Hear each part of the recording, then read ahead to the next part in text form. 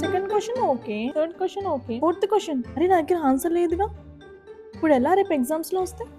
Okay నా దగ్గర fourth question లేదుగా, ఆప్షన్కి మెసేజ్ చేద్దాము సెండ్ చేయమని.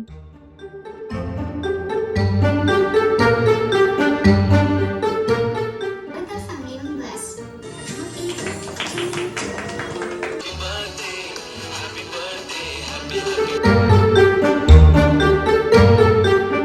ఈ had a career to construct. అయ్యో నాకు ఈ టాపిక్ అర్థం కావట్లేదు, నాకు ఎవరు ఎక్స్ప్లెయిన్ చేస్తారు?